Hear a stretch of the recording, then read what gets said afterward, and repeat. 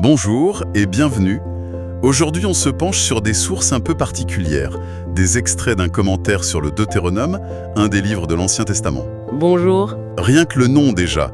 Deutéronome, ça veut dire répétition de la loi. Honnêtement, Ça fait pas rêver. pas du tout. Ça sonne comme le manuel d'instruction le plus aride du monde. On s'attend à une liste de règles, sans fin. C'est l'impression que ça donne, en effet, une sorte de mise à jour légale. Exactement. Mais ce qui ressort immédiatement des textes qu'on a, c'est que cette impression est, complètement fausse. Ah oui, on en est très loin. Le décor déjà est incroyable. Il faut imaginer. Moïse a 120 ans. 120 ans. Il est au seuil de la terre promise où il n'entrera pas, et il s'adresse à une toute nouvelle génération, des gens qui n'ont connu que le désert. Et leurs parents sont morts en chemin. C'est un nouveau départ complet. Voilà. Et là, il ne leur lit pas un code pénal, c'est un testament. Les dernières paroles passionnées d'un leader, d'un père. Alors, la question qu'on va explorer, c'est pourquoi répéter cette loi? Si ce n'est pas juste pour lister des règles. Justement, quel est le but? Et les sources suggèrent une réponse fascinante. Il s'agirait de parler au cœur, de viser ce que le commentaire nomme une obéissance filiale. C'est le point de départ de toute l'analyse. Le livre n'est pas une simple redite, c'est une reformulation. La manière dont l'histoire et les lois sont présentées est en fait entièrement orientée pour toucher la conscience. Pour motiver de l'intérieur. Exactement. L'idée fondamentale qui est martelée, c'est que l'obéissance à la volonté divine n'est pas une contrainte, mais la conséquence naturelle d'une relation. C'est le premier devoir, non pas par peur, mais par amour. D'accord. Alors si tout part du cœur, comment ça fonctionne en pratique? Parce qu'on a quand même des centaines de lois, comment un texte législatif peut-il vraiment viser le cœur? C'est toute la question. L'exhortation qui revient tout le temps, c'est « Tu aimeras l'Éternel ton Dieu de tout ton cœur, de toute ton âme, de toute ta force ». Les sources présentent ça comme le moteur central. C'est ça. C'est en quelque sorte le premier article de cette Constitution. Toutes les autres lois ne sont que des déclinaisons pratiques de ce commandement d'aimer. Sans cet amour, l'obéissance n'est qu'un formalisme vide. Et il y en a un exemple qui m'a complètement scotché, c'est celui des prescriptions pour le futur roi. On est au chapitre 17. Ah oui? On pourrait s'attendre à des règles sur la stratégie militaire, la diplomatie, mais pas du tout. Le roi ne doit pas accumuler de chevaux. Surtout d'Égypte. Oui, voilà, surtout d'Égypte, ni trop de femmes, ni trop d'or et d'argent. Pourquoi ces trois choses en particulier? Ce qui est fascinant ici, c'est que ces trois éléments représentent les piliers de la puissance et de la sécurité selon les standards de l'époque. Les chevaux, c'est la puissance militaire. La force de frappe? Exactement. Les femmes, dans ce contexte royal, c'est le pouvoir des alliances politiques. Et l'argent, bien sûr, la puissance économique. La loi lui dit en substance, ta sécurité ne viendra d'aucun de ces trois piliers. Elle viendra d'ailleurs. Et cet ailleurs, c'est la partie la plus folle. Son devoir principal n'est pas de gouverner. Non. C'est d'écrire de sa propre main une copie de la loi et de la lire tous les jours de sa vie. Pas pour devenir un expert en droit, mais, et c'est la clé, afin que son cœur ne s'élève pas au-dessus de ses frères. C'est exactement ça. C'est un régulateur d'ego, un garde-fou contre l'ivresse du pouvoir. C'est bien ça l'idée? C'est tout à fait ça. La loi n'est pas un instrument de pouvoir pour le roi, mais un instrument de formation de son caractère. L'analyse dans nos sources insiste là-dessus. La sagesse d'Israël ne devait pas venir de raisonnements humains brillants. Mais d'une immersion constante dans la parole de Dieu. Voilà. C'est cette idée de la parole qui doit être sur ton cœur. Pas juste dans un livre, mais intégrée à la vie, discutée en famille, en marchant, au coucher, au lever. C'est une immersion totale. Une immersion qui lie directement la mémoire au cœur. Un des thèmes les plus récurrents, c'est « Prends garde à toi », de peur que tu n'oublies les choses que tes yeux ont vues. L'obéissance, en fait, découle de l'amour qui lui-même est nourri par le souvenir. D'accord, donc la loi s'adresse au cœur de l'individu, même le plus puissant. Mais comment ça se traduit à l'échelle de toute la société?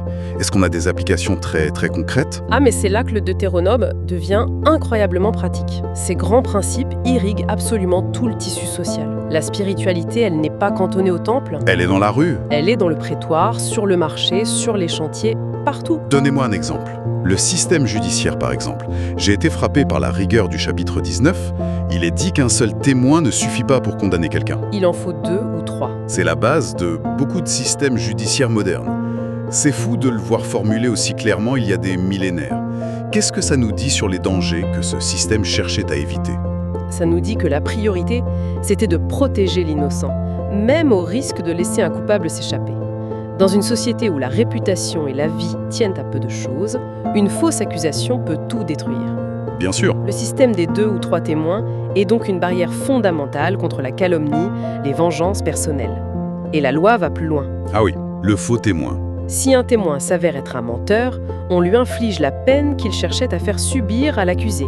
C'est une dissuasion extrêmement puissante. C'est le fameux œil pour œil, mais appliqué au faux témoin. C'est d'une logique implacable. Et dans ce même chapitre, on trouve ce concept de ville de refuge. Oui, Pour protéger celui qui a tué quelqu'un involontairement du vengeur du sang. Ça sonne très tribal. Comment ça fonctionnait pour apporter de la justice plutôt que de la simple vengeance? vous avez raison, le terme « vengeur du sang » reflète une culture de justice clanique. Le système des villes de refuge est justement là pour canaliser ça. Pour le limiter, Pour le limiter et pour introduire une distinction juridique capitale, très moderne, la différence entre l'homicide involontaire et le meurtre avec préméditation. La ville de refuge offre une protection, un lieu où un procès équitable peut déterminer s'il y avait intention de nuire. On essaie de faire prévaloir le droit sur la vengeance impulsive. c'est fascinant. Et au milieu de toutes ces grandes lois, il y a des détails du quotidien qui sont presque touchants de simplicité. Au chapitre 22, si tu trouves le bœuf ou le mouton de ton frère égaré, tu dois le lui ramener. Même si tu ne le connais pas. Et puis il y a ma préférée, si tu bâtis une maison neuve, tu feras un parapet à ton toit. Un article du Code de la construction vieux de 3000 ans. C'est une de mes préférées aussi. Ça en dit long sur la vision de la responsabilité collective, non ? Ça en dit énormément. Ce n'est pas du tout anecdotique et le commentaire insiste sur ce point. Ces lois très pratiques montrent que la santé et la fraternité ne sont pas des concepts abstraits.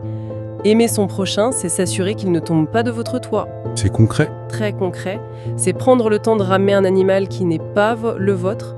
La responsabilité n'est pas que personnelle, elle est collective. La vie en communauté est sacrée et chaque membre est responsable du bien-être de l'autre. Toutes ces règles, du plus grand procès au plus petit parapet, découlent de cette idée centrale. Vous êtes un peuple saint consacré à l'Éternel. Vos actes quotidiens doivent donc refléter cette identité.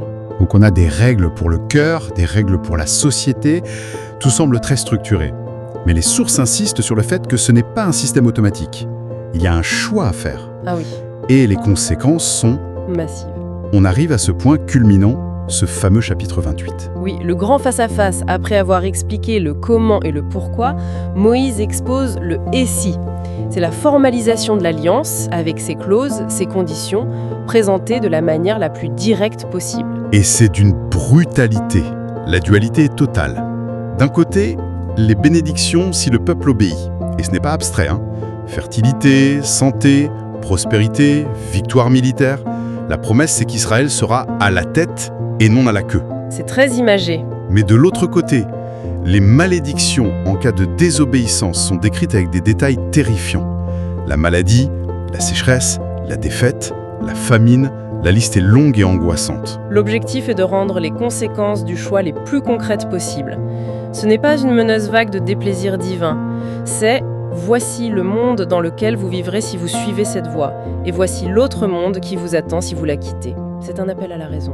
Et dans cette section, il y a une prophétie qui a eu un écho historique absolument immense. C'est celle de la dispersion, parmi tous les peuples, d'un bout de la terre jusqu'à l'autre bout de la terre. D'une précision glaçante, oui. Mais ce qui est crucial, et le commentaire insiste lourdement là-dessus, c'est que l'histoire ne s'arrête pas à la malédiction. Ce n'est pas le dernier mot. C'est absolument pas. Si c'était le cas, ce serait un livre sur le désespoir.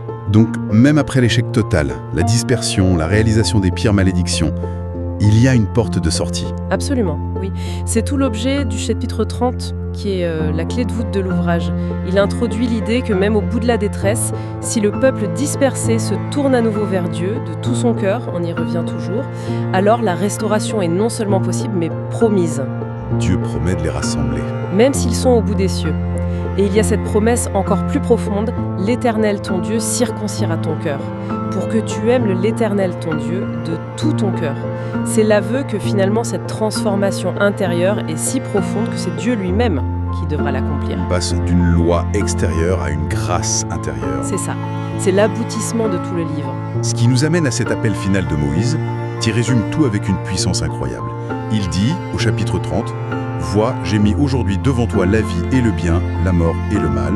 J'ai mis devant toi la vie et la mort, la bénédiction et la malédiction. Choisis la vie. » C'est l'appel ultime. Après avoir tout exposé, la décision finale, la responsabilité, est placée entre leurs mains. C'est un appel à la liberté et à la responsabilité. Le choix est clair, les conséquences aussi. L'obéissance n'est pas présentée comme une soumission aveugle, mais comme le choix rationnel et vital de la vie elle-même. Alors que retenir de cette plongée? Au départ, on avait l'image d'une simple répétition de la loi, un texte potentiellement rébarbatif. Un peu poussiéreux. Voilà. Et on découvre un appel vibrant à une relation vivante avec Dieu, basée non pas sur la peur, mais sur l'amour, la mémoire et une obéissance qui doit venir du plus profond du cœur. C'est un texte qui cherche à donner du sens à chaque aspect de l'existence. Et il faut ajouter cette dernière nuance, que les sources mettent en avant, qui donne au livre sa tonalité si particulière. Il se termine sur une note douce amère. Oui, la fin de Moïse. Moïse, après avoir tout donné, bénit le peuple, il voit la terre promise du haut du mont Nebo, mais il n'y entre pas. Le commentaire explique que sa faute personnelle des années plus tôt a eu cette conséquence inéluctable. C'est dur. C'est très dur, et ça souligne le caractère solennel de ce que le texte appelle le gouvernement de Dieu. Même pour le plus grand des prophètes, les actions ont des conséquences. C'est une fin profondément humaine et poignante. C'est une fin qui donne le vertige. Et ça nous laisse avec une dernière pensée. Les sources qu'on a explorées insistent sur l'idée que chaque mot de ce texte ancien est plein de sens et d'application. Oui, une pertinence éternelle. Du coup, ça soulève une question pour nous, aujourd'hui, quand on se penche sur les textes fondateurs, que ce soit dans nos disciplines, nos cultures, nos propres croyances. Est-ce qu'on le fait pour y trouver simplement des règles, des faits historiques à archiver? Ou est-ce qu'on y cherche, comme ce livre le propose, une sagesse qui demande à être intégrée, à transformer notre manière de voir et de vivre au plus profond de nous?